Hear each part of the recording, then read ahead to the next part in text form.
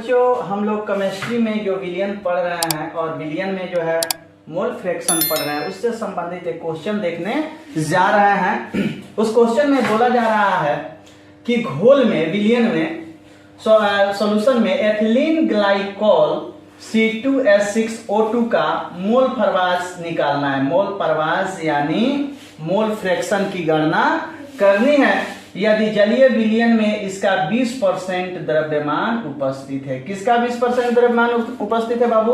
तो ethylene glycol का C6H6O2 का, ठीक है ना, C2H6O2 का।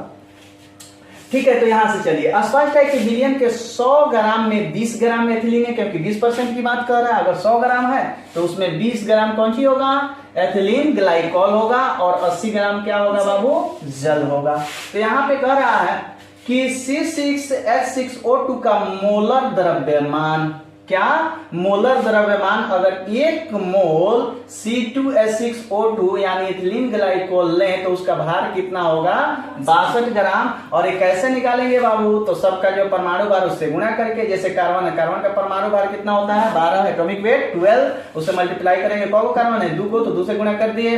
हाइड्रोजन का एटॉमिक वेट होता है 1, ये 6 है तो 6 से गुणा कर दिए। और ऑक्सीजन का एटॉमिक वेट होता है 16 और इसमें हम गुणा कर दिए 2 से, क्योंकि ऑक्सीजन का यहाँ पे परमाणु 2 है।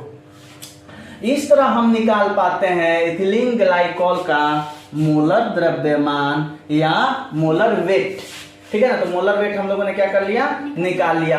अब इसके मोलों की संख्या ज्ञात करेंगे तो हमारा मात्रा कितना है? 20 ग्राम। इसका मोलर द्रव्यमान है, एक मोल का द्रव्यमान इतना ग्राम। तो इससे जब इसमें हम भाग कर देंगे तो मोलों की संख्या क्या हो जाएगी?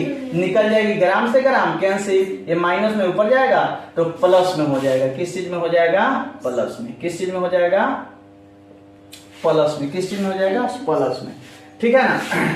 अब यहां पे अगर हम बात करें तो जल के मोलों की संख्या की अगर हम बात करें, जल के मोलों की संख्या की अगर हम बात करें तो जल कितना है? 80 ग्राम। और जल का जो मोलर द्रव्यमान होता है वो कितना होता है? 18 ग्राम पर मोल। जैसा कि देख लीजिए हाइड्रोजन के कितने परमाणु हैं? एटम है यहाँ पे 2, तो इसका एटॉमिक वेट यहाँ से ऐसे गुणा कर लेंगे। और ऑक्सीजन का कितना होता है? 16, तो एक कौ है इस जल में होता है? 1 गो।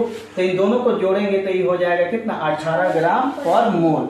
ठीक है ना। तो इसका हम क्या निकाल लें? जल के मोलों की संख्या हम निकाल लेते हैं। इसके मोलों की संख्या हम लोगों ने क्या कर रखी है? यहाँ पे निकाल रखी है। और जल के मोलों की संख्या हमने यहाँ पे क्या कर लिया है? निकाल लिया। कितना आ रहा है? 4.444 मोल।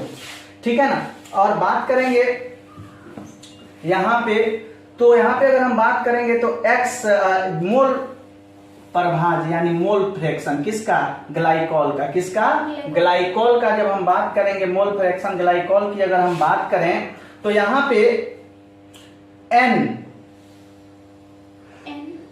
है। किस चीज का? n का अर्थ हो गया कि मोलों की संख्या। किसका? ग्लाइकोल का। मोलों की संख्या ग्लाइकोल का कितना है? 0.322 इतना मोल।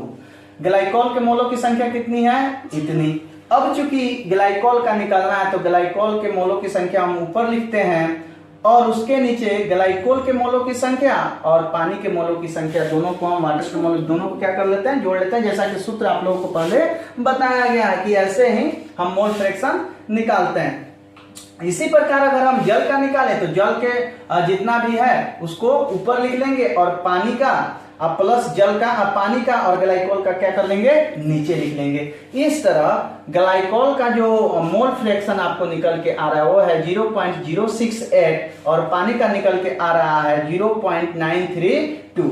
अब जल का मोल प्रभाज इस प्रकार भी ज्ञात किया जा सकता है। मान लीजिए एगो को निकाल लीजिए, इसको आपने क्या कर लिया? निकाल लिया। तो एक में से उसको घटा के भी जल का क्या कर सकते हैं? निकाल सकते हैं। जैसा कि आपको सिखाया गया था कि जैसे आपको बताया गया था कि XA plus XB is equal to अगर 1 है तो XA इज इक्वल टू हो जाएगा 1 माइनस XB, जैसा कि इसके पिछले वाले वीडियो में हम लोगों ने देखा था। तो इस तरह किसी भी विलयन में कोई भी विलेय जो है उसका हम मोल प्रभाज निकाल सकते